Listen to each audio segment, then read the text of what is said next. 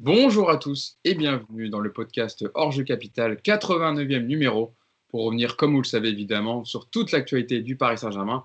Et l'actualité que l'on va débriefer aujourd'hui, c'est évidemment le match hier pour la 23e journée de Ligue 1, la victoire 3-0 du PSG face à Nîmes au Parc des Princes. Et on reviendra en deuxième partie de podcast sur la prolongation de Neymar qui devrait aboutir, qui devrait concrétiser dans les prochains jours, prochaines semaines, qui devrait en tout cas être rendu officiel par le Paris Saint-Germain. Prolongation de 4 ans pour le Brésilien, on reviendra dessus. Je vais vous présenter donc l'équipe qui va m'accompagner aujourd'hui pour débriefer toute cette actualité. Tout d'abord, Mousse. Comment vas-tu, Mousse?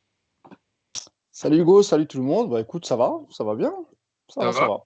Ouais, Ouais. ouais, ouais, ouais. On On n'a pas est, vu un super match, mais bon, il y a la victoire. C'est déjà ça. faut savoir, après le match de Lorient, il fallait au moins gagner, en tout cas. Ça aurait été Hein, comme compliqué. disent les joueurs, l'important, c'est les 3 points. Voilà. Là, hier, Et je crois qu'on peut arrêter le podcast ici. ouais. On pourrait. Yacine Amned qui est également avec nous. Comment ça va, Yass? Salut à tous, ça va bien, merci. Toi aussi, les 3 points et rien d'autre? Il y a toujours des choses à tirer d'un Ouais. match. Toujours des Non, je peux pas m'arrêter à 3 points, moi. toujours des enseignements avec coach Yacine. Et enfin, pour terminer la bande, Nicolas Puravo. Comment ça va, Nico? Salut Hugo, bah écoute, ça va, merci. Impec. Moi j'ai eu une belle soirée, moi, hein, je me suis régalé. Ouais. Et t'en as perdu un peu tes cheveux. C'est peut-être sur les centres de Baker que t'as perdu tes cheveux, non? C'est la coupe de Baker, je vous signale, hein, c'est la même. J'ai demandé au coiffeur, je suis arrivé avec sa photo, il m'a promis que c'était la même. Et il aurait fallu le couper un peu plus court, hein, parce qu'il est un peu plus rasé quand même, Baker. Hein. Ouais, ouais, Baker. par étapes. T'as pas encore la coupe du Hollandais volant. Donc on va revenir évidemment sur le match, cette victoire 3-0 du Paris Saint-Germain face à Nîmes. Un but de Di Maria à la 18e minute, Sarabia qui a doublé la mise à la 36e, et puis Mbappé qui a terminé la rencontre avec ce troisième but à la 68e minute sur une très bonne passe de Paredes. Victoire 3-0, statu quo au classement. Le PSG est toujours troisième à 3 points de Lille, le leader qui a gagné hier, et Lyon aussi. Donc ça ne bouge pas dans les 3 places de devant. Yacine, match tranquille. Le boulot a été fait par les Parisiens, mais pas un match grandiose. Ils ont concédé pas mal d'occasions, notamment en deuxième période. La première mi-temps était intéressante, la deuxième un peu moins. Qu'est-ce qui te vient à l'esprit, toi, sur ce match d'hier? Il y a beaucoup de choses, mais déjà, là, pour moi, la nonchalance, parce que, encore une fois, on tombe dans un rythme de match qui n'est pas intéressant. Tu fais la différence un peu grâce à ton talent individuel. Et en fait, pendant le match, moi, j'ai eu cette remarque aussi de. Ouais, la première mi-temps, elle était plutôt bonne.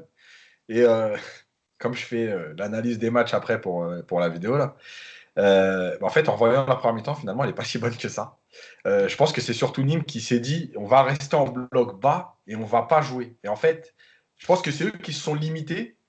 Et finalement, Paris, en fait, n'a pas été super bon. Alors, le truc, c'est toujours où tu mets le curseur. Est-ce que c'est après Lorient? Effectivement, ça a été mieux que Lorient.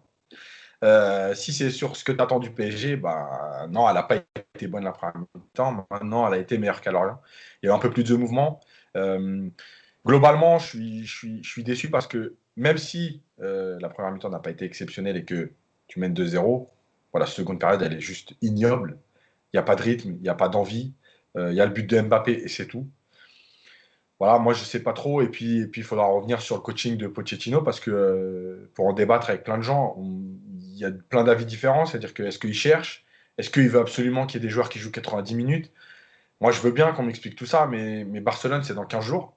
Et aujourd'hui, tu as quand même des joueurs. Ok, tu veux les faire jouer 90 minutes, mais la performance, elle est quand même importante. Et il y a quand même des joueurs qui proposent rien. Il n'y a pas de concurrence, on a l'impression. Donc voilà, tout ça mélangé, c'est pas une super soirée, quoi. Est-ce qu'il n'y a pas de concurrence aussi parce que les remplaçants ne sont pas au niveau espéré des titulaires habituels? C'est aussi ça. Donc, Oui, après, on en avait parlé avec Tourelle. Est-ce que c'est toujours la limite entre. Est-ce que le coach les met dans une situation d'avoir envie ou est-ce qu'ils ont compris que finalement il y avait un 11 type déjà et qu'ils n'auraient pas leur chance? là, pour le coup, les cartes, pour l'instant, sont.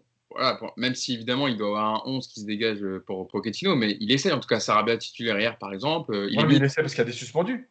Oui, mais il est mis dans une équipe compétitive. Oui, Voilà, non, il mais a oui, mis bien sûr, il ne fait pas tourner pour tourner, mais par exemple, Sarabia, s'il y a Neymar, on sait très bien qu'il n'aurait pas joué. Donc Oui, en oui. fait, la concurrence, où est-ce qu'elle est? Bon, en tout cas, on en reparlera évidemment Mm. tout au long du podcast. Nico, toi, par rapport aussi au match de Lorient, voilà, qui avec la défaite au Moustoir samedi, dimanche, pardon, cette victoire, alors certes, ça n'a pas été une démonstration de force, mais le PSG a empoché les 3 points. Il fallait gagner pour rester au contact de Lille et Lyon et espérer un faux pas d'eux. Malheureusement, ils ont gagné 2 hier, mais voilà, le travail a été fait. Oui, oui, oui, le travail a été fait. Après, ça aurait été un petit peu inquiétant de ne pas gagner contre cette équipe-là. Comme Yacine le dit, c'est un match qui ne sert pas à grand-chose à l'arrivée parce que on parlait de l'importance de trouver un rythme, une dynamique, alors pas que dans les résultats, mais aussi dans la manière de te comporter sur le terrain et de jouer.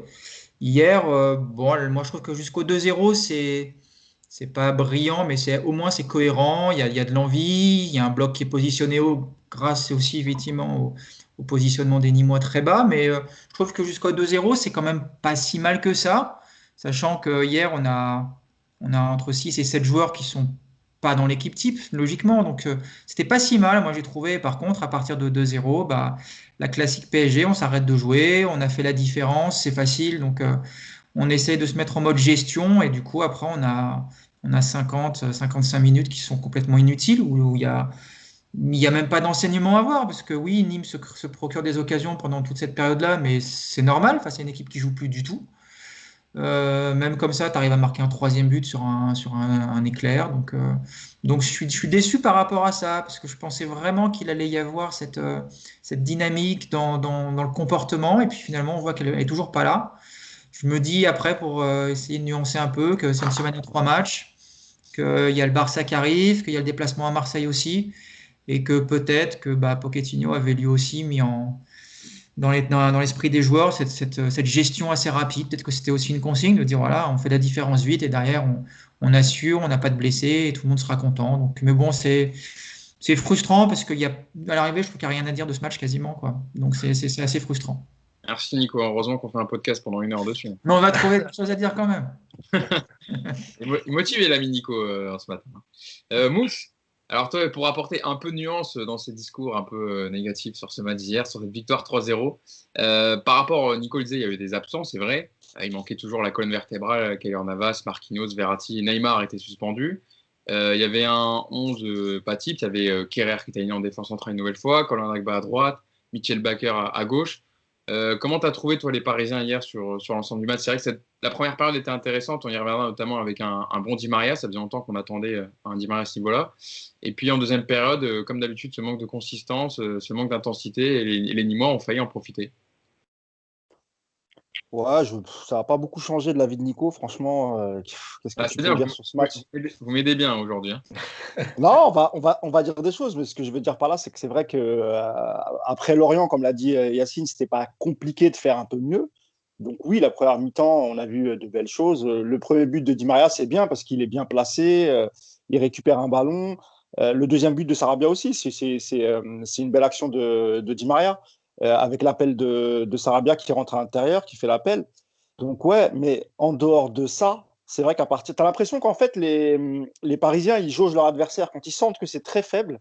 Donc, ils essayent de faire le job assez rapidement. Puis ensuite, bah voilà, comme l'ont dit Yacine et Nico, c'est de la gestion. Mais c'est dommage parce que normalement, face à une équipe qui est lanterne rouge, qui est très faible, Nîmes, bah, tu dois imposer un rouleau compresseur. Et en fait, ce rouleau compresseur, ça fait bien longtemps qu'on ne l'a pas vu.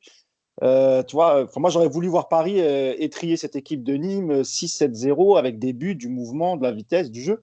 Il fallait profiter de la faiblesse. Or, ce qui s'est passé, c'est tout le contraire. C'est-à-dire qu'ils ont mis 2 buts. La deuxième mi-temps est arrivée. Bon, comme l'a dit Nico, ils ont dû se dire bon, il y a Marseille qui arrive, il y a la Ligue des Champions. Moi, je ne pense pas que ce soit une consigne de Pochettino.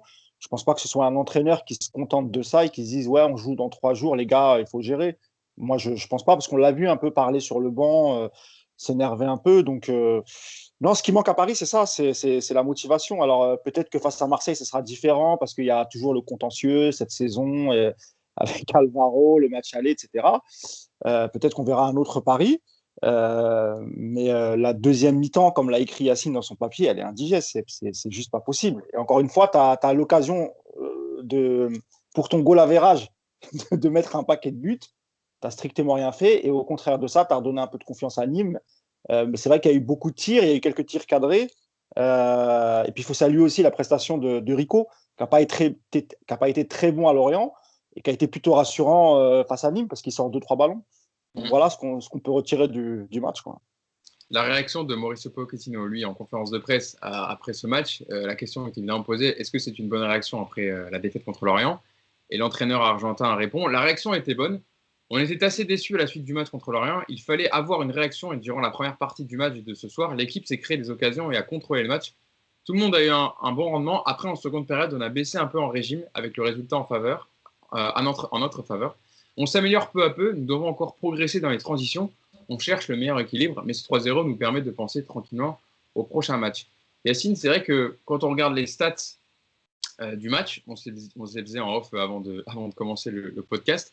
Donc, au niveau de la possession, bon, le PSG a évidemment la possession avec 66% de possession de balle, mais dans les tirs et dans les ballons joués dans la surface adverse, Nîmes est devant. Nîmes a tiré 19 fois avec 6 tirs cadrés. Paris a tiré 14 fois pour 6 tirs cadrés aussi. Mais surtout, les ballons joués dans la surface adverse, il y en a eu 32 pour Nîmes et 17 pour le PSG. Je rappelle, une petite info, 19 tirs subis contre le dernier Ligue 1. C'est pas arrivé depuis près de 3 ans au Parc. Autant de tirs concédés.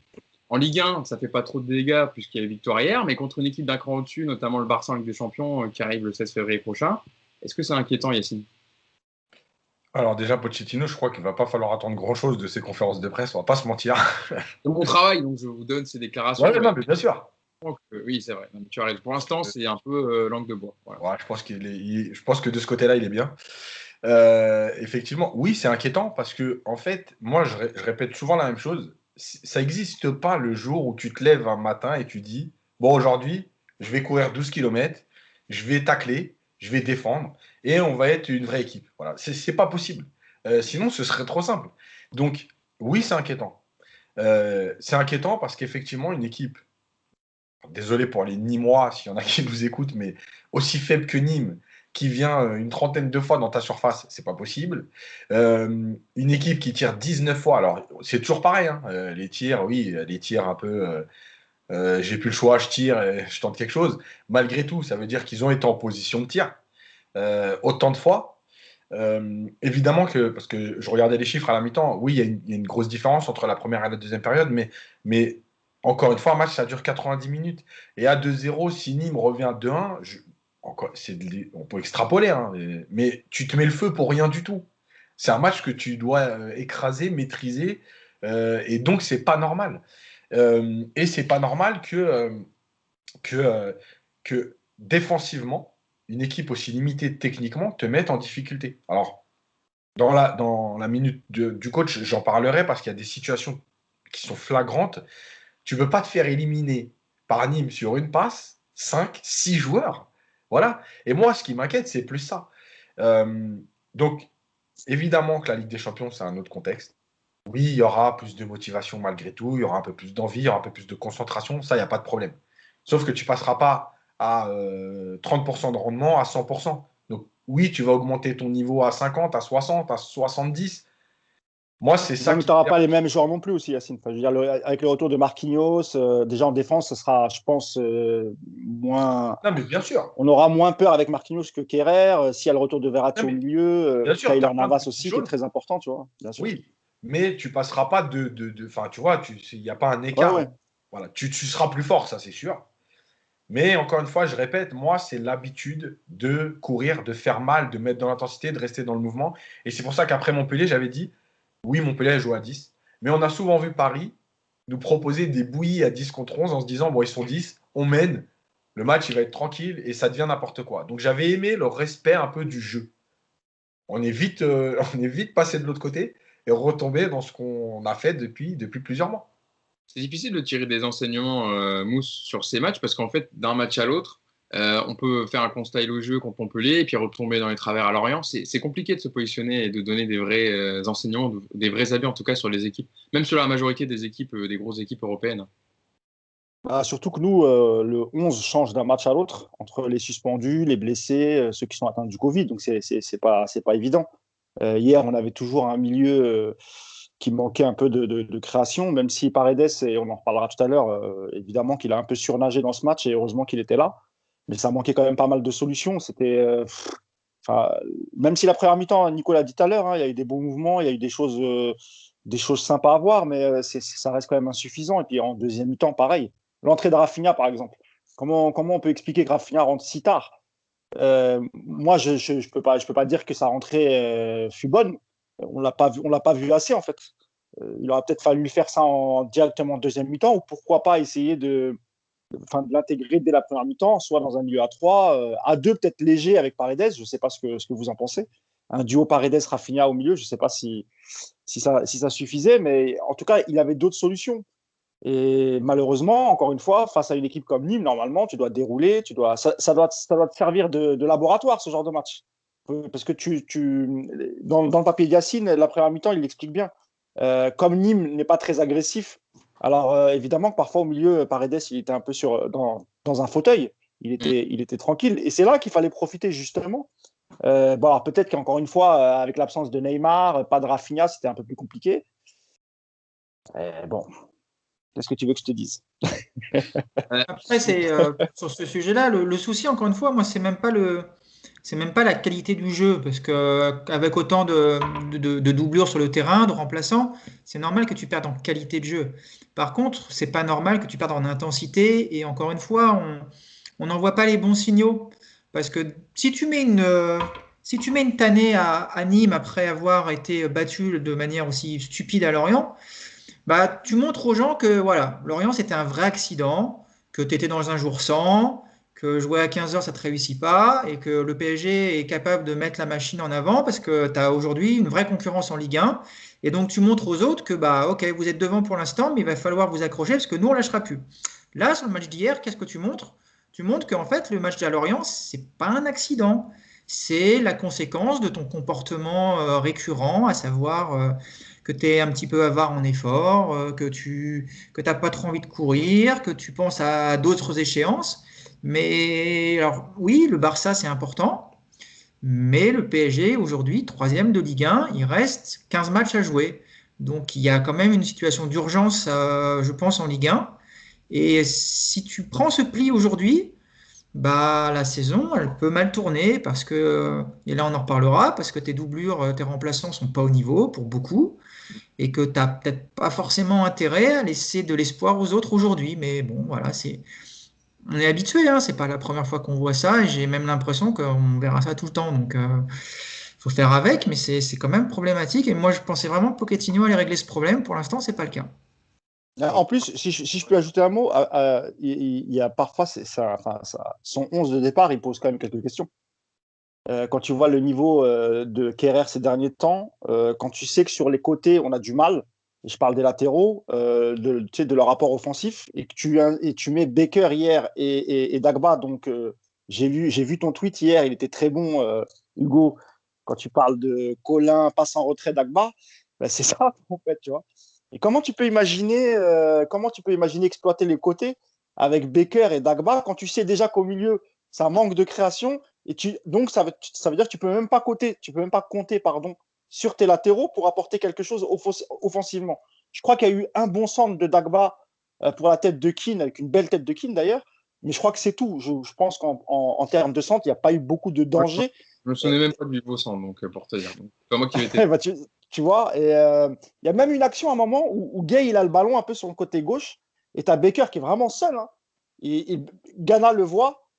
Et il se retourne, il lui fait pas la passe. Et il y a une petite embrouille entre les deux. Baker lui reproche de ne pas y avoir donné. Et il était en situation de centre, Baker. Alors, je ne sais pas si c'est le manque de. Enfin, si Gay n'a pas confiance en Baker pour ses centres ou quoi.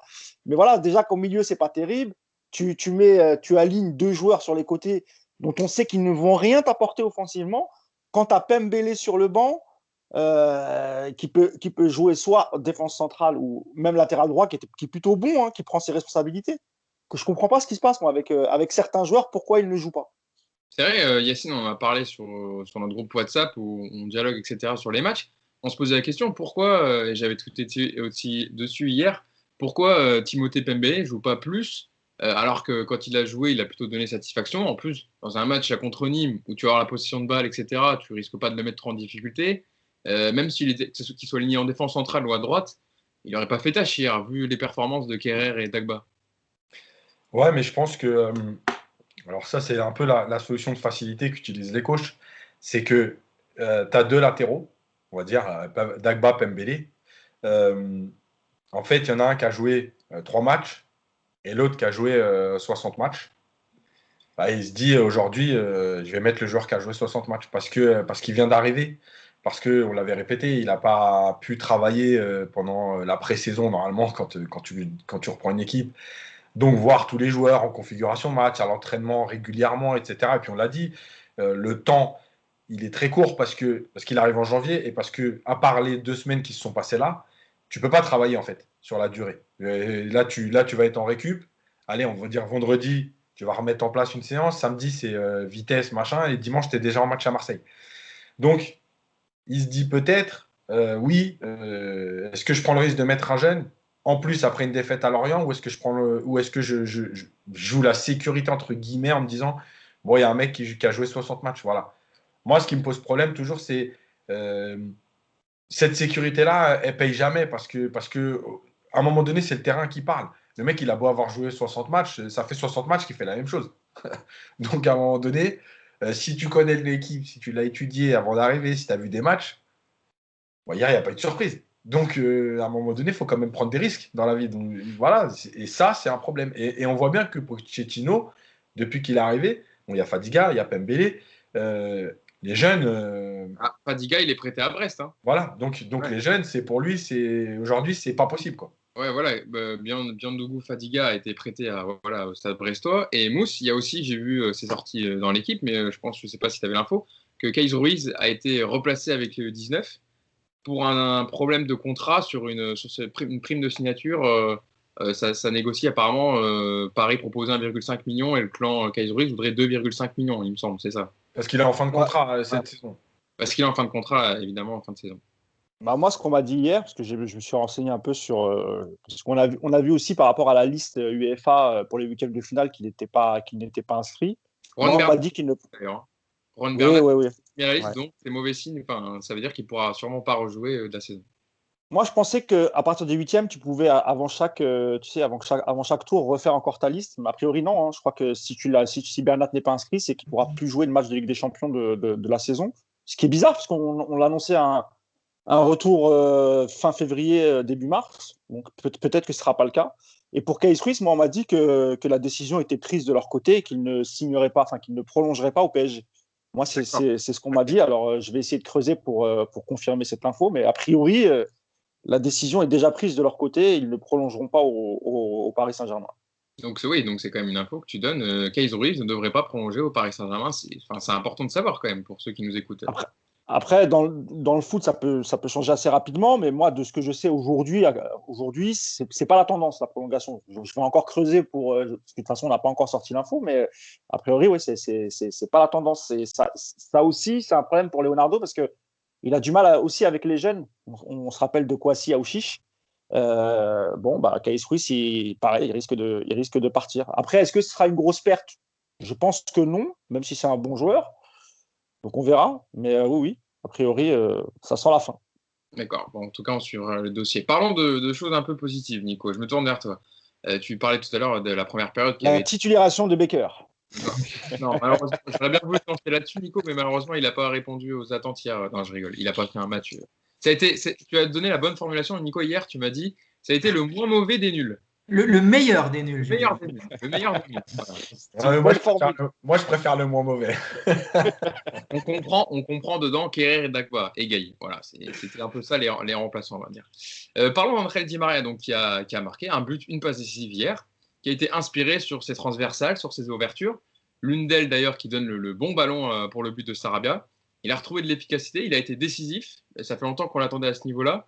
Et Nico, dans un bloc resserré, en tout cas en première période de Nîmes, il n'y avait pas beaucoup d'espace entre les lignes, donc les Parisiens ont pu utiliser la profondeur pour trouver des espaces et des solutions, et Di Maria l'a bien fait en première période. Oui, alors après, j'ai envie de te dire que c'est le minimum qu'on peut attendre d'un joueur comme Di Maria. On a retrouvé, j'ai envie de dire. Il y a déjà pas c'est bien. Mais... Ça, j'ai plus rien. C'est ça. Non, mais c'est très bien ce qu'il a fait. Mais il est revenu au niveau qui doit être tout le temps. Voilà, c'est le minimum qu'il doit nous faire. Alors déjà, son but, il est très beau. Alors même si c'est un cadeau de la défense nîmoise, derrière, il faut quand même aller le mettre. Le but, il est pas offert. Donc il va bien le mettre. Et puis et après, il y a effectivement sa passe décisive pour Sarabia où le centre, il est juste magnifique, il est parfait. Et puis derrière, c'est vrai qu'il est. Il est sur l'action du but d'Mbappé. Il est sur l'action quand même. Il est au début de l'action. Non, mais il est bien. Et puis il est bien dans le comportement. Moi, je trouve que là, il est plus impliqué.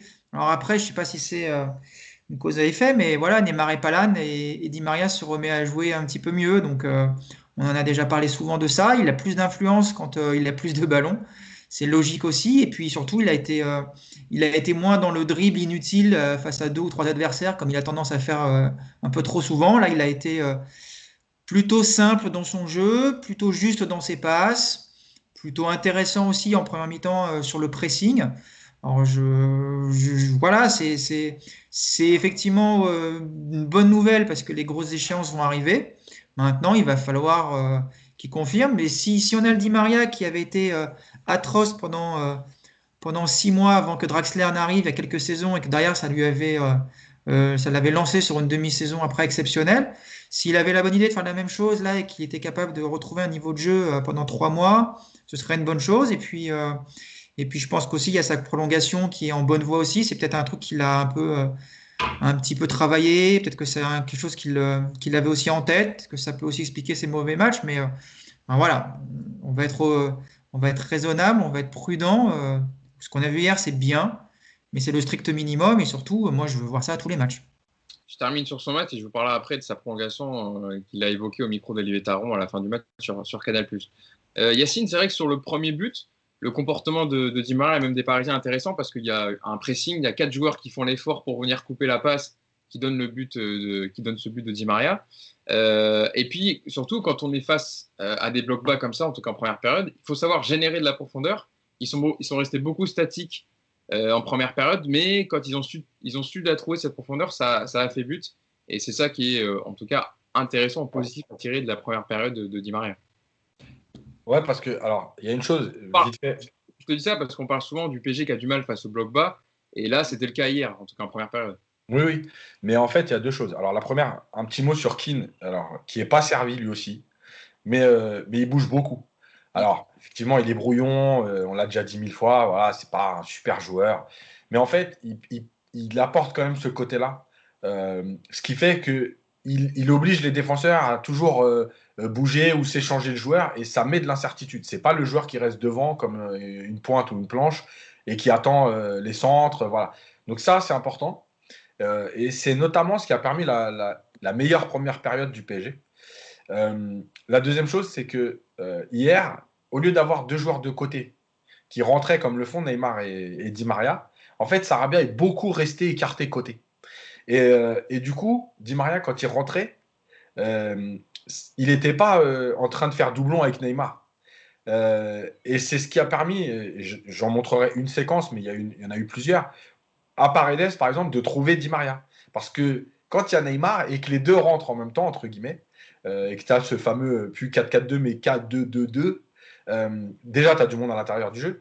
Et tu as deux joueurs qui viennent faire un peu le même appel, un extérieur droit vers l'intérieur, l'autre gauche vers l'intérieur. Du coup, tu te retrouves avec les deux en même temps. Là, ce n'est pas le cas. Parce que Sarabia est resté côté. Alors, je ne sais pas si c'était une consigne ou si Sarabia ne voulait pas forcément rentrer à l'intérieur du jeu. Mais c'est ce qui a permis, en tout cas au PSG en première période, d'être meilleur, justement. Parce que ça donnait de la largeur, parce que ça donnait moins de densité, et parce que Di Maria, en fait, était l'organisateur du jeu. Donc, oui, il est mieux dans cette configuration, parce que c'est lui qu'on va chercher en l'absence de Neymar. Et en fait, comme l'a dit Nico et ce qu'on a répété dans plusieurs podcasts, oui, Di Maria est meilleur quand Neymar n'est pas là, mais pas parce que Di Maria fait plus, mais parce que Di Maria est plus recherché du fait de l'absence de Neymar. Voilà, c'est des causes un peu comme ça, de cause à effet. C'est un peu comme quand Marquinhos est derrière, que ton milieu de terrain, il est plus en confiance pour aller défendre parce qu'ils savent que derrière, bah, c'est solide. Et que quand tu as Kerrer, bah oui, tu n'oses pas trop aller dans le pressing des fois. Ouais, même si c'est. Pas. Du coup, tu joues Ah plus. oui, ouais. Voilà, parce que tu te dis derrière, si je suis passé, on est mort, parce que l'autre, il recule, etc. Donc tout ça, c'est aussi ce dont je parle souvent, les automatismes, la confiance que les uns apportent aux autres. Et Di Maria, quand il est comme ça, oui, il a été meilleur. Et je termine sur le but de Sarabia. Je vais le montrer aussi à la vidéo parce que je trouve important. Quand Di Maria est dans cette position-là, en fait, tout est bien réalisé. Mais c'est ce que j'appelle les automatismes. En fait, Sarabia, je le montrerai à la vidéo, quand Di Maria reçoit le ballon, il sait que Di Maria, il aime chercher cette zone-là. Donc, il fait son appel en se disant, il aime ça, il est capable de le faire, donc je peux faire l'appel. Et c'est aussi pour ça que les latéraux deviennent un problème, parce qu'en fait, les joueurs ne font plus les appels au bout d'un moment, parce qu'ils se disent, de toute façon, le ballon, il n'arrive pas. Et encore une fois, ce que je disais, oui, il faut le faire, c'est ton travail, mais je comprends que des fois, tu te dis, je ne vais pas encore faire un appel alors que je sais que le ballon n'arrive jamais. Voilà, tout ça, c'est lié. Je préfère économiser une course, un pressing pour le faire. Ce qui n'est pas normal, hein. Mais malheureusement, ça se comprend. Oui, ça se comprend, en tout cas, dans le contexte du match. Mousse, tu pourras me parler évidemment du match d'André Di Maria, mais j'englobe avec le fait qu'il a parlé de sa prolongation aussi en cours avec le PSG en fin de match, micro d'Olivier Talaron. On le sait, il est aussi en fin de contrat en juin prochain. Et Olivier Talaron le lance en disant Neymar va sans doute prolonger. Et vous, est-ce que vous allez le faire? Et Di Maria a souri en disant on discute en ce moment tranquillement. Ney est beaucoup plus jeune, donc c'est normal qu'on parle avec lui en premier. Petit à petit, on négocie. Le plus important est que je suis très content à Paris. Donc, de ce qu'on entend de ces déclarations, lui a envie de rester, évidemment. Oui, puis il l'a souvent répété, évidemment qu'il souhaite rester. C'est vrai qu'il se plaît dans la capitale, il se plaît au PSG. Après, moi, on avait sorti un papier en se disant qu'il y avait une grosse réflexion sur sa prolongation parce que je pense que ce serait dans les mêmes conditions que ce qu'avait proposé Leonardo à Thiago Silva ou à Cavani. C'est-à-dire, OK, nous, on veut bien te prolonger, mais vu le salaire exorbitant qu'il a, il va falloir qu'il fasse de gros efforts. Et même sur la durée du contrat, je pense que Di Maria, lui, ce qu'il voudrait, c'est 2 ans supplémentaires. Je pense que c'est difficile pour PSG de donner 2 ans à un joueur de cet âge-là, avec le salaire qu'il a. Donc moi, je pense que là où ça peut bloquer, c'est sur la durée du contrat et évidemment sur le salaire.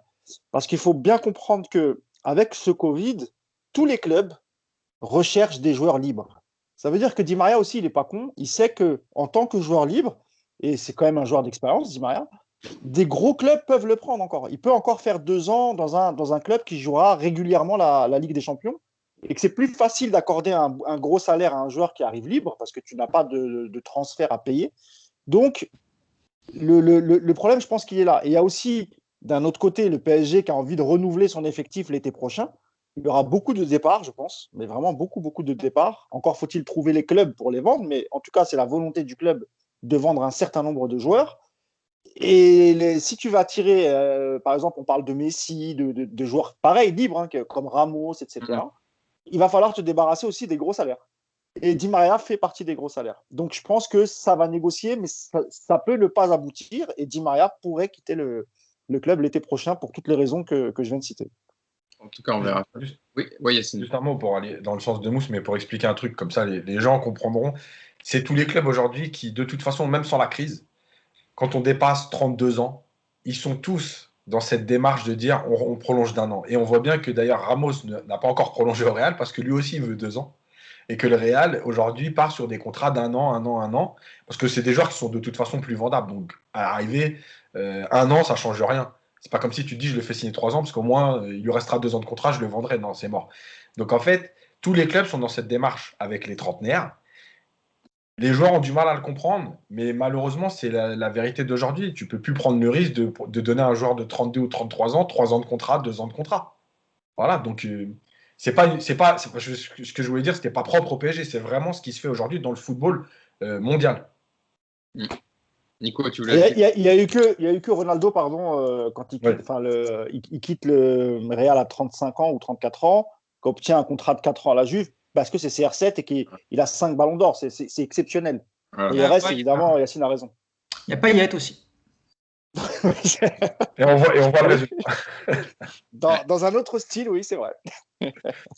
Nico, est-ce que je te lance sur Leandro Paredes ou tu vas ajouter quelque chose sur Di Maria?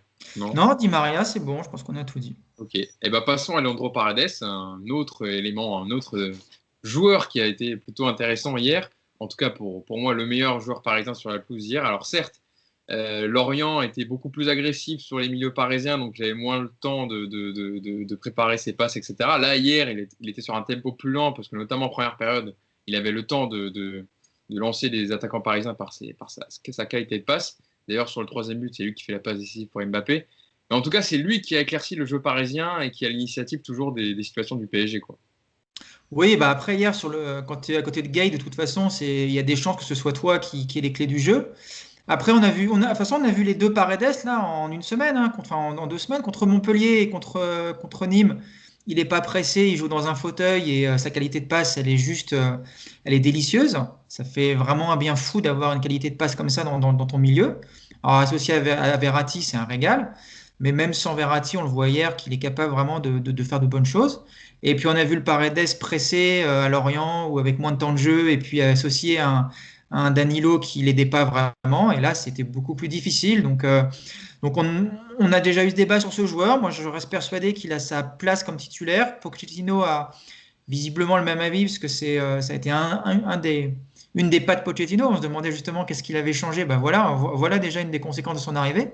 Paredes joue beaucoup plus. Bah, je pense Il que en a c'est fait. je pense que c'est le joueur le plus utilisé sous Pochettino, hein. Ouais, il en a clairement fait un élément de son milieu, un titulaire. Est-ce que dans des gros matchs de Ligue des Champions, est-ce qu'il aura le même rendement? C'est difficile à dire. Moi, j'ai envie de le voir, en tout cas. J'ai envie qu'on pousse au bout cette idée de lui donner sa chance. Il n'a jamais eu l'occasion d'enchaîner avec Tourelle, ou très peu. Mais quand il avait enchaîné 3 4 matchs, on voyait il y avait une vraie montée en puissance et une vraie progression dans ce qu'il proposait. Moi, Il avait j'aime. été bon, Nico, contre Leipzig. Tu te rappelles, c'était Ouais, le match retour. Il est aligné avec Verratti, il me semble. ouais, non, mais Non, il a avec. fait. Je sais plus. Mais il avait fait un bon Ah, match. Verratti était rentré en fin de match, il avait fait du bien en fin de match. Donc C'était avec Gay alors qu'il était contre Leipzig. Je crois, ouais. Il avait Mais fait un bon match. Il avait fait un de très toute bon façon, match. c'est un joueur qui a une vraie qualité de pied, hein. On l'a toujours dit, hein. On le savait même avant qu'il arrive, hein. On avait pu le voir déjà.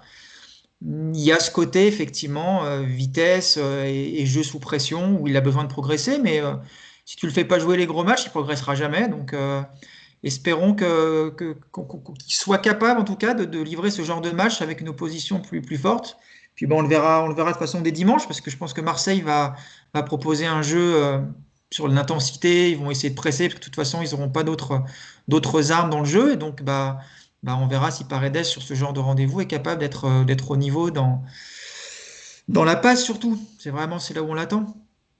Yacine, au-delà de la qualité de passe de Leandro Paredes qu'on louait avec Nico, c'est vrai qu'il y a aussi l'état d'esprit. On le voyait hier, rappeler les joueurs, crier, etc. C'est peut-être lui, quand Marquinhos n'est pas là, enfin, même quand il peut être là, mais c'est un des leaders maintenant peut-être du PSG, en tout cas depuis le début du mandat de Pochettino. Bah ouais, c'est plus facile d'être leader quand tu joues régulièrement et quand le coach te montre que tu es un titulaire. Quand tu joues un match sur 3, effectivement, c'est plus difficile de dire aux autres ce qu'ils ont à faire, même si en fait les joueurs ne devraient pas le prendre comme ça. Quand ils sont sur le terrain, ils sont sur le terrain. Mais c'est compliqué d'avoir une légitimité, on va dire. Là tu es installé, donc la légitimité, elle vient d'elle-même. Moi, je pense qu'il y a une chose essentielle, c'est que euh, effectivement, Paredes, quand il n'est pas pressé, quand il est dans un fauteuil, il est très bon. Mais ce que je répète souvent, comment utiliser sa force? Eh ben, il y a le jeu de passe qui va à un moment donné le mettre en position, faire bouger le bloc adverse pour que Paredes soit seul. Et moi, je répète souvent, parce que j'ai plein de débats avec des gens là-dessus, oui, il n'a pas le volume de jeu de plein de joueurs. Alors, le choix, c'est toujours de dire, est-ce que c'est Paredes ou est-ce qu'on met des coureurs? Herrera, Gay, etc. Moi, c'est mon avis, c'est mon idée du football. Je préfère un joueur de football. Voilà. Le truc, c'est encore une fois de dire qu'est-ce que je fais autour pour utiliser sa force à lui et ses lacunes. Voilà. Moi, je pense qu'aujourd'hui, en tout cas, dans les joueurs que possède le PSG, Paredes, il est obligé de jouer. Même s'il a des lacunes, etc., il est obligé de jouer. Parce que si tu n'as pas cette première relance, tu vas souffrir. C'est-à-dire que les autres devant, tu ne vas jamais les trouver. Donc tu peux même jouer à 3 au milieu, etc. Ça ne changera rien. Le ballon ne sortira pas. Donc voilà. Et si en plus, effectivement, il prend un peu ce leadership pour recadrer les autres, bah, ça fera un leader de plus parce qu'effectivement, cette équipe, elle manque de leader. On voit bien que personne n'est capable de dire à l'autre cours, défends, replace-toi, etc. Il y a un peu Marquinhos quand il est là. Même si on l'a déjà dit, il choisit un peu ses cibles, il ne le dit pas à tout le monde. Mais en tout cas, quand il est là, il sait rameuter un peu les autres. Bah, si tu as Paredes un peu plus haut sur le terrain, ça peut être aussi important. Mm. Mousse, tu as ajouté un petit mot sur la performance de Leandro Paredes et l'importance qu'il prend dans l'équipe? Non, je crois que tout a été dit. Après, sur le leadership, hier, je me suis posé la question, pareil, en deuxième mi-temps. C'est Kimpembe qui est capitaine et pourtant, tu sens pas il a pas pris la parole, tu l'as pas senti vouloir booster les gars. Et ça, c'est un vrai problème. Il y en a un qui le fait souvent et c'est Neymar. Neymar, on le voit. Quand ça va pas, bon, même si parfois lui aussi il est agaçant, mais lui il parle. Il encourage, il replace, il gueule et il engueule les joueurs. Lui le fait. Kimpembe, quand il est capitaine et quand Paris prend l'eau, malheureusement tu le vois pas beaucoup. Paredes, c'est vrai que tu le vois un peu plus.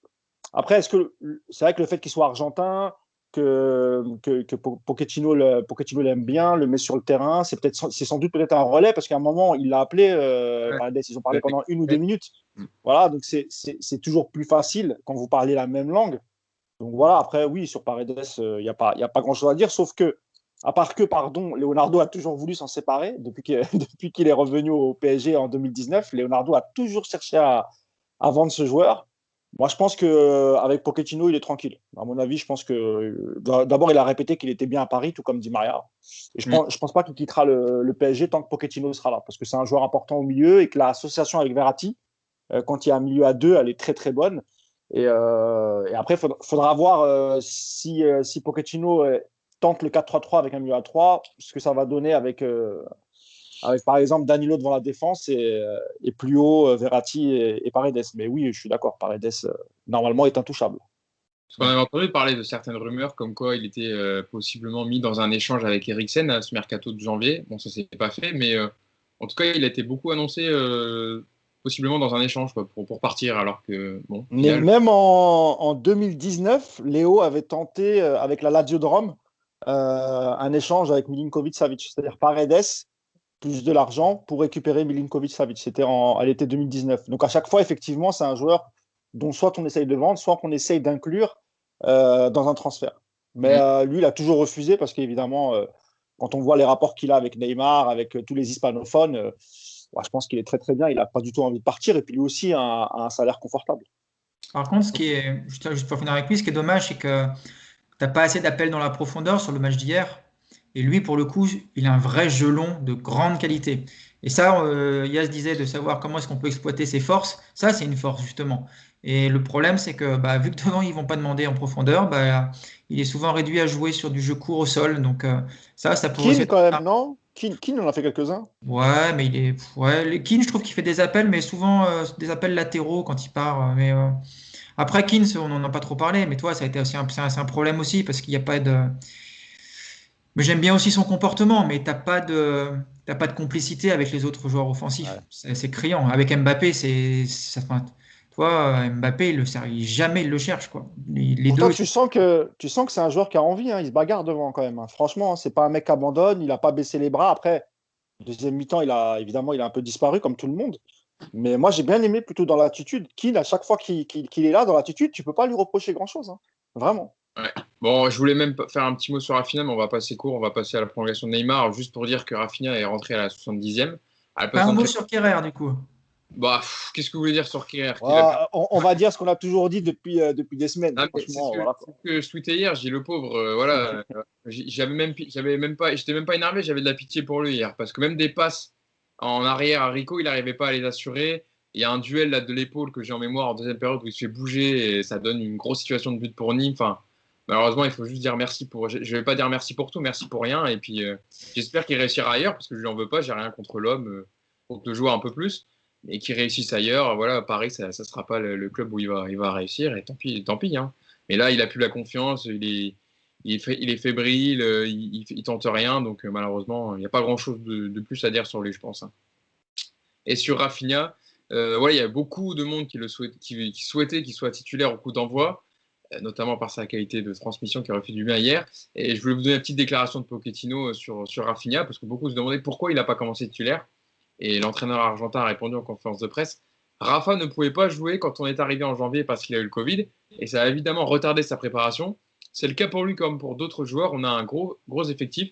Et pour ça, nous devons gérer l'effectif avec un bon équilibre. Ceux qui ne jouent pas doivent attendre leur chance. Et Rafa a eu cette première opportunité de jouer avec nous aujourd'hui et il s'est trouvé dans la meilleure position possible selon notre idée de jeu. Bon, voilà, on verra la suite évidemment, mais Après, juste pour Rafinha, le contexte dans lequel il rentre, il rentre dans une deuxième mi-temps où personne ne joue.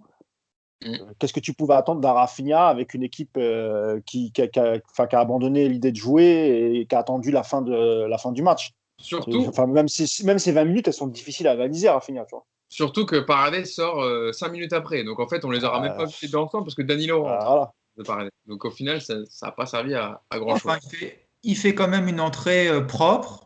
Il dynamite un petit peu, il accélère un peu le jeu, moi je trouve, même si c'est effectivement dans une globalité assez peinard. Et puis on va pas non plus reprocher, je trouve, au staff de faire attention avec des joueurs qui reviennent comme ça de blessures ou de maladies. On a suffisamment critiqué Tourelle sur les rechutes des joueurs blessés qui revenaient trop tôt, sur les prises de risques. D'ailleurs, Tourelle lui-même, il se plaignait tout le temps qu'il était obligé de prendre des risques avec les joueurs parce qu'il n'avait pas assez de mecs sous la main et que c'était très risqué de les faire rejouer. Bah voilà, Rafinha, il n'était pas là quand il a fallu. Maintenant, il faut qu'il Ouais, mais regagne ça. ça l'a pas empêché Pochettino d'aligner Danilo la semaine dernière en tant que titulaire, qui était exactement dans le même cas. Donc, ouais, c'est curieux comme. Bon, en tout cas, on espère qu'il enchaînera maintenant que le Covid est passé et peut-être qu'il aura repris un entraînement un peu plus physique Moi, je adapté. vous dis que c'est un joueur formé au Barça et Pochettino, étant de l'Espagnol, il se dit il y a trop de Barcelonais, il y a Icardi déjà, il y a Neymar qu'on ne peut pas toucher. Voilà, elle est là l'explication. C'est D'ailleurs, juste des rivalités.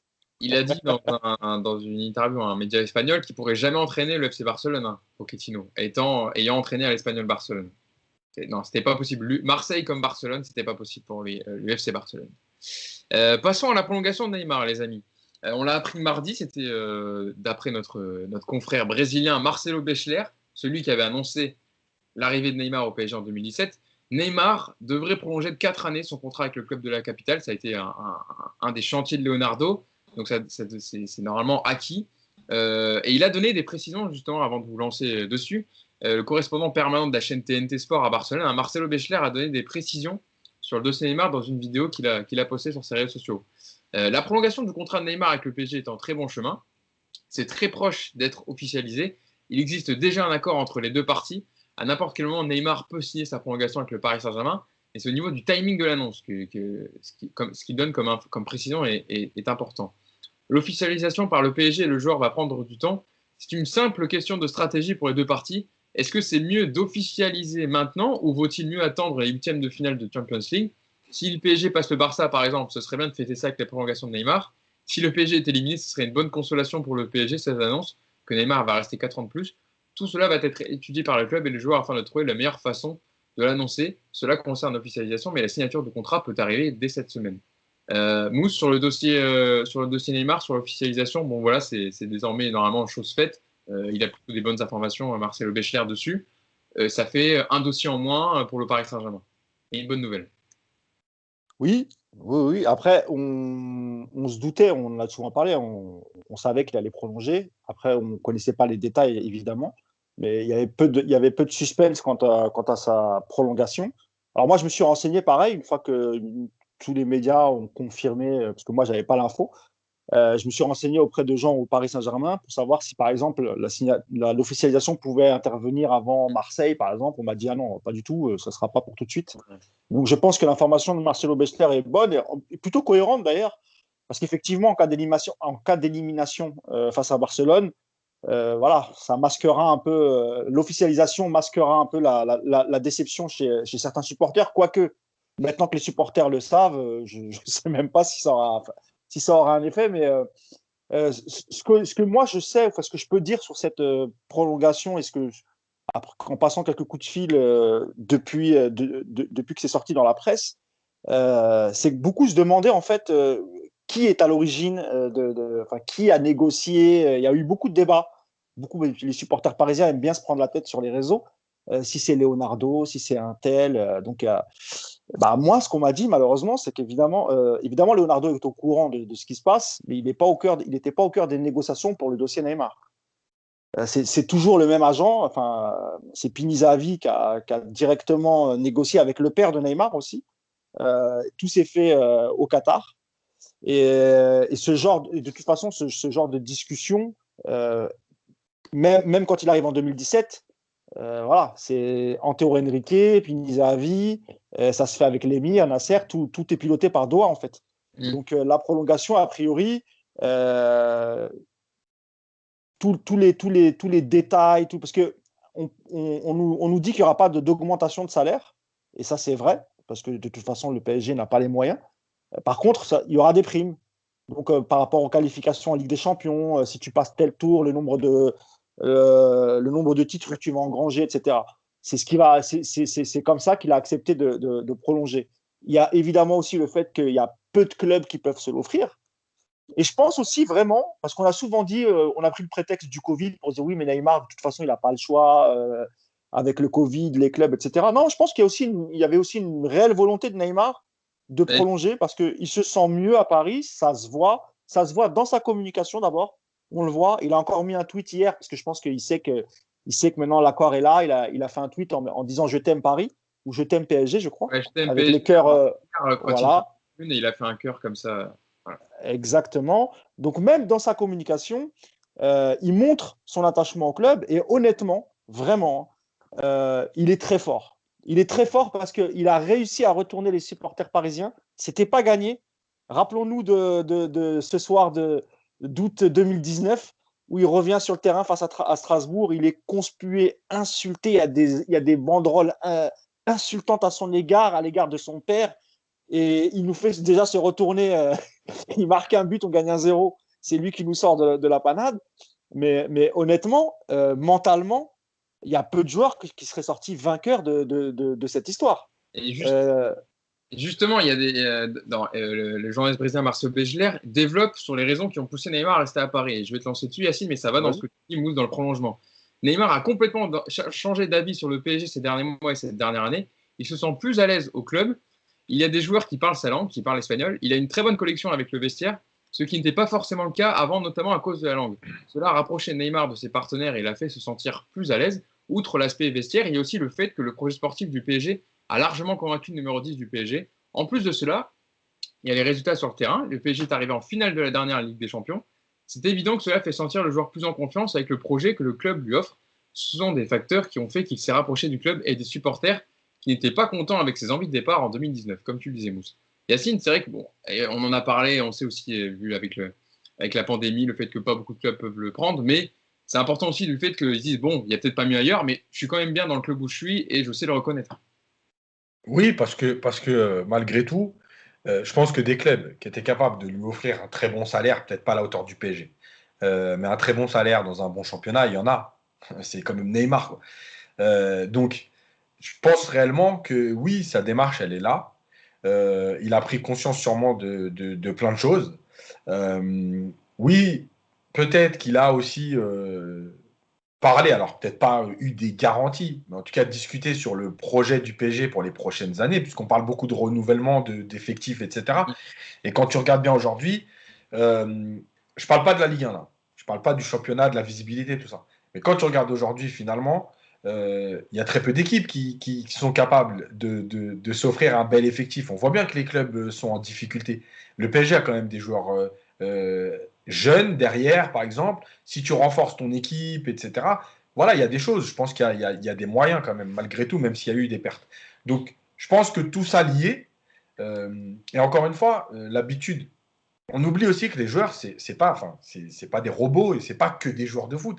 Il y a un environnement à maîtriser, à apprivoiser. Oui, sûrement qu'il se sent de mieux en mieux à Paris, dans sa vie.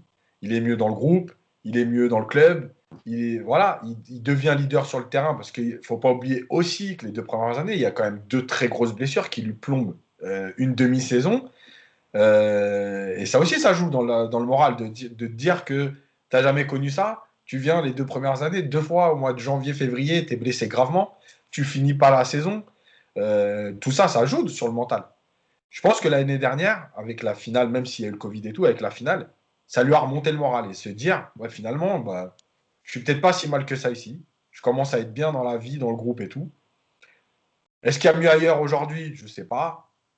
Voilà, bah, continuons ensemble. Nico, sur la prolongation de contrat de Neymar, toi, c'est une donnée qui te rend heureux, qui te satisfait en tout cas de 4 ans. On sait que voilà, Mousse et Yacine l'ont rappelé, il y a eu des périodes tumultueuses en 2019 où il était conspué par les supporters après son vrai faux départ avec le Barça. Là, le fait que maintenant, ce soit un leader, qu'il enchaîne les matchs, qu'il y ait moins de blessures, que le PSG est en finale de Ligue des Champions, tout ça fait que finalement, Neymar et le PSG, c'est un mariage de raison. Non, pas seulement de raison, je pense. Comme l'ont dit Mousse et Yacine, il y a aussi de la passion là-dedans. Moi, j'étais partisan en 2019 Et d'ailleurs, j'avais écrit un article là-dessus, pas pour Paris United, désolé Mousse, pour un autre média. J'avais expliqué pourquoi moi j'avais sifflé Neymar, parce que j'étais au parc et j'étais très remonté contre lui ce soir-là. Alors, Contre Strasbourg? ouais, ouais, j'étais remonté parce que quand tu vois tout ce que le PSG avait fait pour le faire venir, déjà, je ne vais même pas parler de l'argent, mais la place que tu donnes à un joueur, tu lui offres tu lui offres ton projet en fait, hein, tout simplement. C'était Eiffel, hein. On se rappelle la Tour Eiffel couleur de Neymar. ouais. Puis encore une fois, voilà, on avait décidé d'offrir à Neymar le cadre idéal pour qu'il devienne le grand patron du foot mondial. Alors il y a eu deux blessures qui effectivement ont dû être très compliquées à vivre, mais moi j'avais été profondément choqué qu'il exprime aussi clairement ses envies de rentrer à Barcelone, même si aujourd'hui je le comprends. Et puis c'est vrai que là, depuis ce moment-là, il a vraiment retourné la tendance. Alors, sur le footballeur, j'ai aucun doute pour reconnaître ses qualités. Et aujourd'hui, pour moi, c'est le meilleur joueur du monde, de toute façon. Et, euh, et puis, il a retourné l'opinion publique parce qu'il donne une image aujourd'hui. Voilà, un joueur qui est autant, enfin, quand tu donnes autant, tu as besoin aussi qu'il te donne, je pense, pour les supporters. Et il a donné Neymar, je trouve, depuis 1 an et demi, 2 ans maintenant. Il y a des signes, il y a, comme le dit Mouche, il y a de la communication, il y a des attitudes, il y a des échanges avec les autres. Enfin, voilà, tu sens que c'est un joueur qui a un petit peu qui a un peu pris sa place à Paris, qui aujourd'hui est au centre du projet comme il a toujours été, mais qui est prêt à assumer ce rôle, qui a envie de le garder. Il y a aussi évidemment l'aspect que aujourd'hui, il n'y a pas d'autres clubs en Europe qui peuvent lui offrir ce cadre-là. Je pense qu'à part le Barça, de toute façon, il n'y a aucun autre club en Europe que Neymar aimerait rejoindre. Et le Barça ne peut pas se le payer. Donc voilà, de toute façon, le débat, il est très court de ce point de vue-là. Et aujourd'hui, ouais, je suis content. Je suis content en plus aussi parce que on parle d'une prolongation de. On va attendre la date, hein, mais c'est une prolongation de 4, peut-être même 5 ans. Ça veut dire qu'en gros, Neymar s'inscrit au PSG jusqu'à la fin de sa carrière, quasiment. Peut-être même jusqu'à la Coupe du Monde 2026. Donc, c'est des perspectives qui vont loin, qui vont te permettre aussi de montrer aux autres joueurs, même regardez à Mbappé. Voilà, Neymar, lui, s'inscrit sur 4-5 ans avec nous. Donc, le projet, il va repartir de plus belle. Tu peux attirer du monde, tu peux garder des joueurs, tu peux envoyer plein de signaux. Donc pour tout ça, c'est une très très bonne nouvelle. Et si je vais au parc la semaine prochaine, ce qui ne sera pas le cas malheureusement, mais je ne sifflerai pas Neymar du coup. Tu as des contacts, hein. Tu es en loge, tu peux le Ouais, dire. mais Tu es en loge. pas cela. Ouais. J'ai des contacts, ouais, mais pas cela. Mousse, Marcelo Bechler précise aussi ce que signifie la prolongation de Neymar pour le futur, parce qu'on a on a parlé du passé, quand il arrive au club, du présent, mais aussi du futur. Et il explique aussi la problématique entre les recrues que le PSG veut faire et aussi la prolongation du cas Mbappé. Et je cite Marcelo Bechler et je te lance dessus. Le PSG a perdu beaucoup d'argent durant cette pandémie. C'est 200 millions de pertes durant cette saison pour le PSG, qui va prolonger Neymar, mais qui a encore besoin d'argent pour essayer de faire les recrues qu'il veut au prochain mercato. Ce sont des recrues stratégiques sur et en dehors du terrain qui apportent beaucoup hors du terrain. Donc, il dit Lionel Messi et Sergio Ramos. C'est pour ça qu'un premier pas a été fait avec la prolongation contre Neymar. Le prochain pas sera de prolonger Mbappé ou d'investir sur Messi et Ramos si le club arrive à vendre le Français et à convaincre ces deux joueurs. Ce sont les prochains pas auxquels le club va réfléchir et il doit faire ses comptes, voir combien d'argent il peut dépenser, combien il doit économiser. Mais c'est une question interne au PSG de définir sa stratégie. Bah oui, tu vois, c'est ce que je disais tout à l'heure par rapport à la prolongation de Di Maria. Évidemment qu'il y a une réflexion parce que, encore une fois, là, ça devrait normalement beaucoup bouger l'été prochain. Il y a beaucoup de joueurs qui devraient partir. Je peux vous les citer. On parlait de Kerrer, évidemment. Kerrer sera mis dans la liste des transferts. Des joueurs comme Gay, Sarabia, même Danilo, qui est en option d'achat, même si elle est levée, c'est possible qu'on le fasse partir, pourvu qu'un club soit intéressé. Après, il y a beaucoup de systèmes, hein. Il y a les prêts avec option d'achat, il y a des prêts sur 2 ans, etc. Mais oui, évidemment. Après, sur la politique sportive, parce que pour moi, le recrutement de Messi et Ramos, c'est pas forcément un recrutement sportif. Comme l'a dit Marcelo Bechler, c'est au-delà du foot. Quant à Messi, exactement, pour le marketing du PSG, pour la visibilité internationale du PSG, quand tu arrives à attirer un joueur comme Messi, donc déjà tu touches l'Amérique du Sud, tous les fans, tous les Argentins, etc., mais tu touches le monde entier en fait, parce que Messi c'est une idole planétaire. Sergio Ramos dans une moindre mesure, mais ça reste un grand défenseur, Sergio Ramos. Donc voilà, c'est un peu ce qu'ils avaient fait avec Beckham en fin de course, même s'il était venu que 6 mois. Mais pour eux, c'était important parce que on était au milieu du projet, il fallait redonner un petit coup de fouet, on ramène Beckham. Non, c'était au début du projet, pardon, c'était avec Ancelotti. C'était au tout début d'ailleurs. Juste, je te coupe. Je suis pas Oui, d'accord parce que Beckham, tu le fais vraiment venir comme objet marketing absolu. Parce qu'il est en fin de carrière, il est cramé, il a rien dans les oui, pattes. évidemment, Il bien vient sûr, six bien mois sûr. pour faire du vendre du maillot et de faire connaître en Asie. Messi, c'est le meilleur joueur du monde depuis plein d'années. Aujourd'hui, il est dans le top 3 sans aucun problème. Et Sergio Ramos, c'est pareil. Trouve-moi des défenseurs aujourd'hui qui te font plus rêver que Sergio Ramos en termes de Ce que, performance. ce que je veux dire, Nico, ce que je veux dire par là, Nico, c'est il y a un joueur de 33 et un autre de 34. C'est que c'est pas, ce que je veux dire par là, c'est que c'est pas 100% un investissement sportif. Évidemment que Pas sur le long c'est mieux terme. que Beckham. Bah oui, parce que Messi, aujourd'hui Messi, est-ce que tu le considères toujours comme le meilleur joueur du monde? Non, faut pas exagérer. C'est pas aujourd'hui, je te parle aujourd'hui à l'instant T, hein, c'est pas le meilleur joueur du monde aujourd'hui. On voit les matchs de Barcelone, on voit, il y a des fois, il a toujours des petits éclairs de génie, mais c'est pas le meilleur joueur du monde aujourd'hui. Ramos, à 34 ans, c'est un grand défenseur, mais on ne sait pas l'année prochaine ce qu'il donnera s'il intègre l'effectif du Paris Saint-Germain. C'est dans ce sens-là que je dis, pour moi, ces recrutements, ça va bien au-delà du sportif. Mais pour moi, c'est une erreur. Je vous le dis honnêtement, pour moi, c'est une erreur d'investir sur ces deux joueurs. Parce que tu as besoin, on parlait des problèmes des latéraux. Un latéral top mondial, c'est 60-70 millions d'euros. Sans doute un peu moins avec la crise du Covid, mais ça reste quand même cher. Au milieu de terrain, tu as quand même besoin aussi d'évacuer des joueurs qui n'ont pas le niveau actuellement pour jouer au PSG et essayer d'attirer des joueurs qui te feront passer un palier en Ligue des Champions. Donc pour moi, ça serait vraiment une erreur. Mm. Parce que la masse salariale, tu l'exploses avec Messi et Ramos. Plus, Ouais. plus Neymar et Mbappé, évidemment, si tu fais venir Messi et Ramos, il y a peu de chances qu'Mbappé prolonge. Ça me paraît compliqué.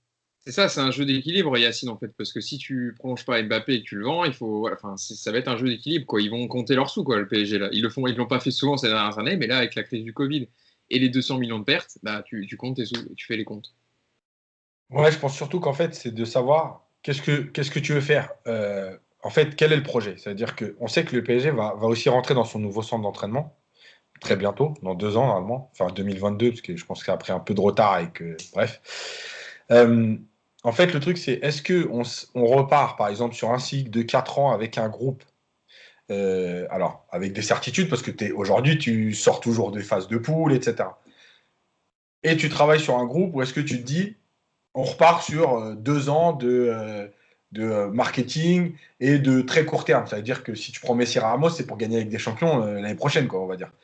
Donc, le truc, c'est toujours là. Et moi, le problème, c'est que Paris, depuis, allez, on va dire, la première période Leonardo, a trop payé justement cette manque de visibilité de projet. On prend des joueurs comme ça, on fait des panic buy, on fait tiens, lui, il faut le prendre, il a brillé cette année, lui, il faut le prendre, il a brillé cette année. Voilà. Et en fait, on ne sait pas trop où on va. Il n'y a pas de construction. Et finalement, tu te retrouves aujourd'hui avec ça. C'est-à-dire que tu as plein de milieux de terrain additionnés, mais personne n'a le même profil ou le profil qui correspond au PSG. Tu n'as plus de latéraux. Donc, moi, c'est toujours, je me dis, qu'est-ce que tu veux faire? Est-ce que tu es toujours dans cette idée de, OK, on veut gagner avec des champions, mais la priorité, c'est marketing, business. Et à ce moment-là, effectivement, Ramos, Messi, il faut le faire. Ou tu te dis, on veut s'installer au très haut niveau, on veut construire quelque chose de cohérent, et donc un groupe cohérent. Parce que malgré tout, l'entraîneur, on peut toujours critiquer l'entraîneur. Et quand à un moment donné, l'entraîneur, il n'a plus de latéraux, quand à un moment donné, l'entraîneur, il n'a pas de numéro 6, quand à un moment donné, l'entraîneur, il a 6 ou 7 joueurs offensifs, mais tu sais pas trop où tu peux. Enfin, je veux dire, c'est compliqué à gérer tout ça. Voilà, donc, pour moi, la vraie, c'est la définition du projet et de savoir ce que tu veux faire. Encore une fois, moi, je n'ai pas d'avis. Hein. Si le PSG veut faire du business, du marketing, en disant on prend Léo Messi pour donner un dernier coup de pédale au projet marketing, et cette fois, on est installé dans le monde entier, je le comprendrais parfaitement. Après, tu ne peux pas en même temps parler de construction de groupe, de Ligue des Champions, etc. On voit le Bayern. Le Ouais, mais Bayern, tu vois, Ouais, mais Yacine, construisent, et voilà. Yacine, mais tu vois, quand tu prends, moi, je prends toujours le modèle Liverpool. Quand tu vois Liverpool, comment ils sont arrivés comment ils ont réussi à arriver 2 fois en finale et en gagner une, faut voir les mercatos qu'ils font. Oui, Ils font pas des mercatos clinquants. Ils mettent beaucoup d'argent sur un gardien, ils mettent beaucoup d'argent sur un défenseur central. Tu vois, et chaque année, en fait, ils ciblent les besoins. ils comblent ce besoin et l'année d'après, ils font mieux. Et nous, on n'est pas là-dedans. Nous, on est toujours dans les coups. Alors, on va essayer de faire un coup. On va ramener Messi, on va ramener un tel. Mais sportivement, qu'est-ce que ça va t'apporter de ramener Messi? Un Messi, je te parle d'aujourd'hui. Tu m'aurais dit Messi à 26, 27 ans, comme Neymar, comme ce qu'ils ont fait avec Neymar. Ce qu'ils ont fait avec Neymar, c'était très bien. Tu vois, c'était cher, mais c'était logique. Il y avait une logique sportive. Tu ramènes un génie de 27 ans. Il est dans la force de l'âge, tu vois.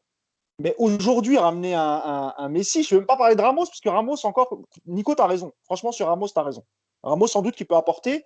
Et encore, je me dis, quid d'un joueur comme Kimpembe, tu vois. Sauf si tu installes une défense à 3. Mais je Ouais, mais pense après, pas. Mais sur Messi, honnêtement, voilà, quoi, je ne vois pas l'intérêt sportif. Tu es le premier à te plaindre que Kimpembe, il n'est pas un rôle de leader. Donc toi, typiquement, il y a aussi un moment où moi, je suis pour faire jouer les joueurs formés au club. Mais moi, je suis aussi pour faire former les... Moi, je suis pour faire jouer les mecs qui t'apportent un truc. Si demain, tu as un Ramos qui débarque à Paris et que l'association Marquinhos-Ramos, elle est meilleure que l'association Marquinhos-Kimpembe, et ben voilà, point. Il n'y a même pas de débat, il n'y a pas de discussion. Le PSG, c'est pas du social, hein, c'est de la performance sportive. Donc, sur Ramos, pour moi, Non, je disais pas que Kimpembe est meilleur que Ramos. Non, je disais juste que de toute façon, si jamais vraiment Ramos vient, il n'y aura pas de place pour tout le monde. Donc, tu seras forcément obligé d'évacuer Kimpembe.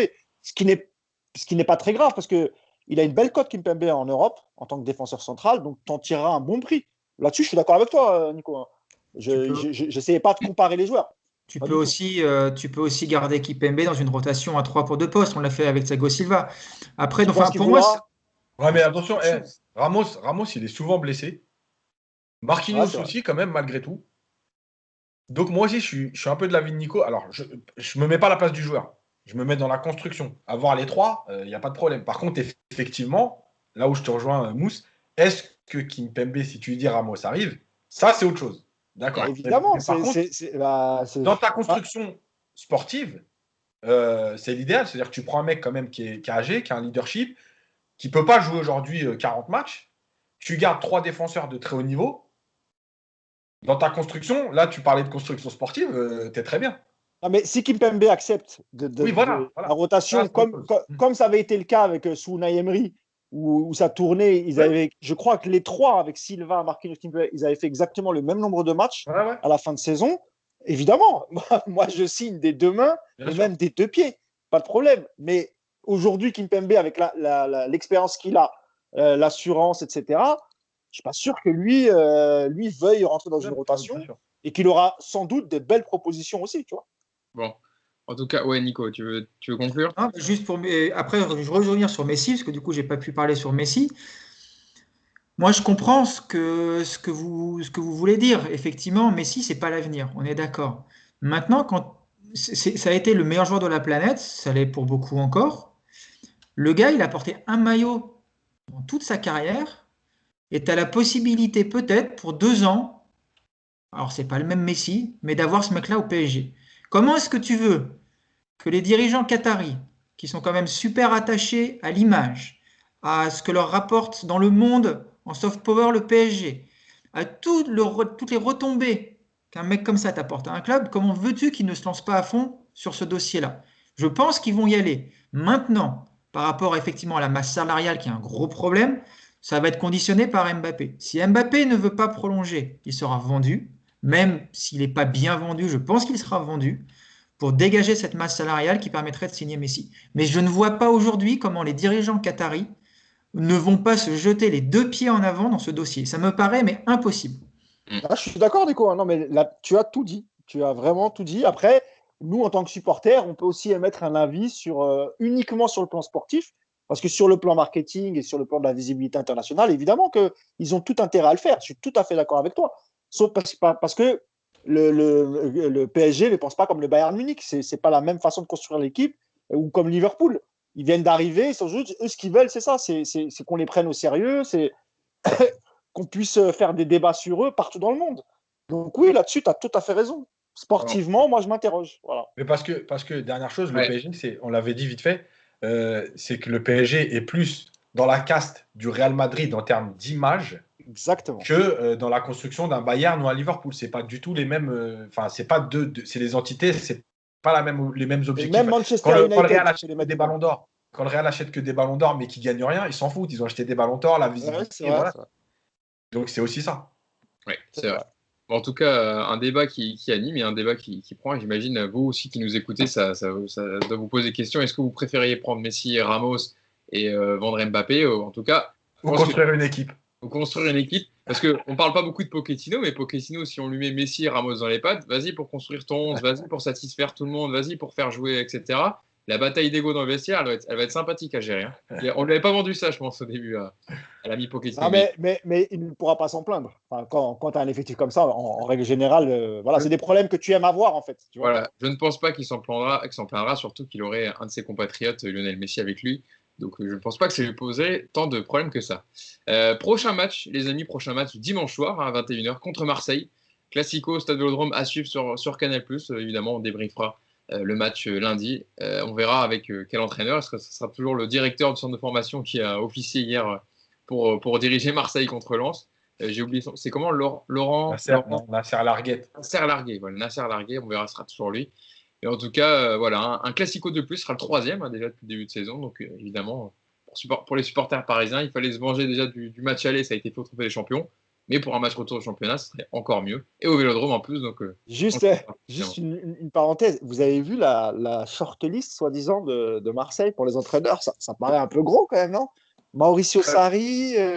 Non, Mauricio Sarri aurait dit non déjà, mais il pense à Jorge Sampaoli qui est en poste à l'Atlético Mineiro, qui est en D1 Brésil et qui est un disciple de Bielsa, qui a entraîné notamment. Ils ont surtout dit à Sarri, on est intéressé par te prendre cet été, parce que lui ne veut pas venir maintenant. Par contre, si on a un autre mec un peu connu qui vient avant, bah, tant pis, on ne prendra pas. Donc avec ce genre de discours, c'est sûr que Sarri va attendre 4 mois, ça c'est sûr. Non, mais vous voyez un entraîneur de la caste de Sarri ou autre venir dans un club qui n'a pas de moyens pour recruter de grands joueurs. Vous croyez que ce genre d'entraîneurs veulent entraîner des Payet, Non, des On va pas faire des Valère Germain? on va pas faire un débat. Hein. Non, Oui, mais c'est vrai. déjà en termes de salaire, je suis même pas sûr qu'ils peuvent lui donner. Sarri, c'est Ouais, pas c'est vrai. 200 000 euros par mois. Après, Villas-Boas, il prenait un gros chèque quand même, Yacine. Oui, mais je pense que Sarri, c'est un peu le niveau dessus. Bon, en tout cas, on laissera ça à nos amis podcasteurs marseillais. On sait qu'il y a beaucoup d'émissions là-bas, notamment le Phocéen, qui parle de l'actualité de Marseille. Donc, on leur laisse ces débats-là. Et il y avait aussi la piste Rafa Benitez. Peut-être ce sera. Ouais, exactement. Allegri aussi. Voilà. Ouais. Ça, c'était une blague. Non, c'est vrai, il est annoncé, Allegri. Ouais. Mais il a annoncé aussi au Real Madrid pour remplacer Zidane. Ouais, ça Bah, fait puis plus Zidane. Ouais, bon, voilà. Zidane à Marseille, voilà. Ça va se finir avec Courbis, on le sait tous en plus. Ou bien Genesio. Déjà qu'on les tape dimanche, après on reparlera de. Voilà. On verra. Déjà, on débriefera le match dimanche et puis on va attendre de voir pour le prochain entraîneur de l'Olympique de Marseille. D'ici là, donc, à dimanche, bonne fin de semaine et puis on se donne rendez-vous lundi pour le podcast. Salut à tous. Salut. Ciao.